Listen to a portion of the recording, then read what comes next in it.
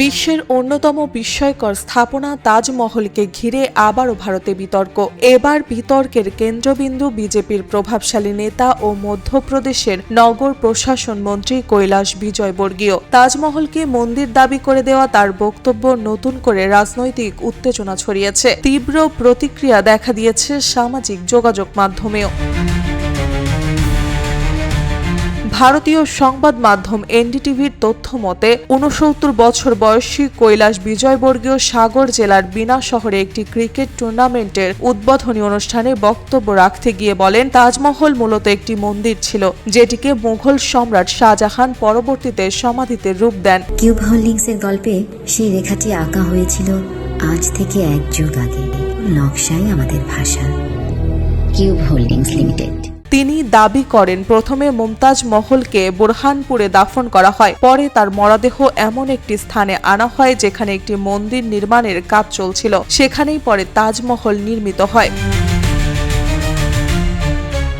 এই বক্তব্য অনুষ্ঠান স্থলে উপস্থিতদের মধ্যে আলোড়ন সৃষ্টি করে। মুহূর্তেই বক্তব্যের ভিডিও সামাজিক যোগাযোগ মাধ্যমে ছড়িয়ে পড়ে। সমর্থকেরা এটিকে ঐতিহাসিক ব্যাখ্যা হিসেবে তুলে ধরলেও সমালোচকেরা মন্তব্যটিকে বিভ্রান্তিকর ও উস্কানিমূলক বলে আখ্যা দেন।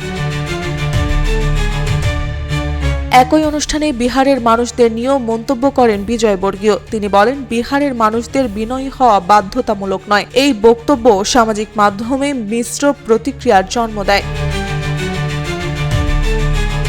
এদিকে কংগ্রেস দল তার বক্তব্যের কড়া সমালোচনা করেছে। দলের মুখপাত্র ভূপেন্দ্র গুপ্ত বলেন, বিজেপির কয়েকজন মন্ত্রী দায়িত্বজ্ঞানহীন মন্তব্য করে জনমনে বিভ্রান্তি ছড়াচ্ছে এবং আলোচনায় থাকতে চাইছে। উল্লেখ্য, বিতর্কিত মন্তব্যের জন্য নতুন নন কৈলাস বিজয়বর্গীয়। অতীতেও নারীদের পোশাক, নৈতিকতা এবং রাজনৈতিক প্রতিপক্ষের আচরণ নিয়ে মন্তব্য করে একাধিকবার সমালোচনার মুখে পড়েছেন তিনি। তাজমহলকে ঘিরে দেওয়া তার এই মন্তব্য শুধু ইতিহাস নয়, রাজনৈতিক ও সামাজিক মূল্যবোধ নিয়েও নতুন করে প্রশ্ন তুলছে। বিতর্কের আগুনে ঘি ঢেলে ভারতে আবারও উত্তপ্ত হচ্ছে রাজনৈতিক অঙ্গন। মার্জিয়া মৌ, রূপালী বাংলাদেশ।